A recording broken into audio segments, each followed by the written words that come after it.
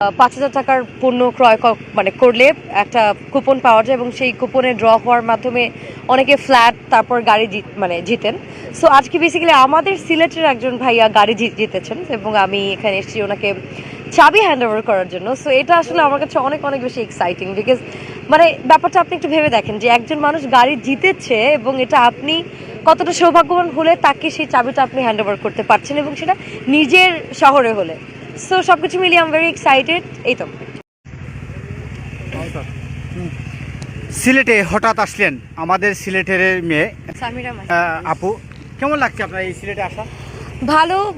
ভালো লাগছে, বিকজ আমি অনেকবার হয়তো এর আগেও বলেছি যে সিলেট যেহেতু আমার জন্মস্থান, সো এখানে বারবার 100 বার যদি আসি তারপর আমার কাছে মনে হয় যে নতুন। সো সবকিছু মিলিয়ে ভালো লাগছে। আজকে স্পেশাল ইভেন্টে এসেছি ভিশন এম্পোরিয়ামের। বেসিক্যালি যে একটা অফার চলছিল যে ৫,০০০ টাকার পণ্য ক্রয় করলে একটা কুপন পাওয়া যায় এবং সেই কুপনে ড্র হওয়ার মাধ্যমে অনেকে ফ্ল্যাট তারপর গাড়ি জিতেন। সো আজকে বেসিক্যালি আমাদের সিলেটের একজন ভাইয়া গাড়ি জিতেছেন এবং আমি এখানে এসেছি ওনাকে চাবি হ্যান্ড ওভার করার জন্য। সো এটা আসলে আমার কাছে অনেক অনেক বেশি এক্সাইটিং, বিকজ ব্যাপারটা আপনি একটু ভেবে দেখেন যে একজন মানুষ গাড়ি জিতেছে এবং এটা আপনি কতটা সৌভাগ্যবান হলে তাকে সেই চাবিটা আপনি হ্যান্ড ওভার করতে পারছেন এবং সেটা নিজের শহরে হলে।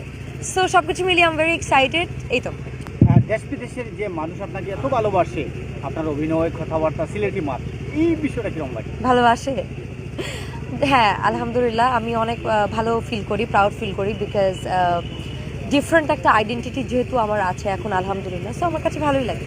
আচ্ছা, সিলেটের যারা যুবক বা যুবতী যারা ইয়াং রয়েছেন, বেকার, তাদের উদ্দেশ্যে কোন বার্তা আছে?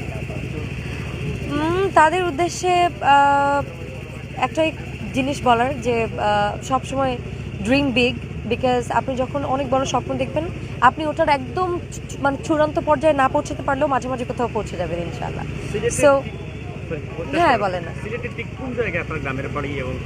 আমি বেসিক্যালি আমার জন্ম হয়েছে দিরাই, তারপরে আমি অনেক ছোটবেলায়, হ্যাঁ সুনামগঞ্জের দিরাইতে, তারপর থেকে আমি সিলেটেই ছিলাম আম্বরখানাতে। আমার স্কুল কলেজ ইউনিভার্সিটি সবকিছু সিলেট।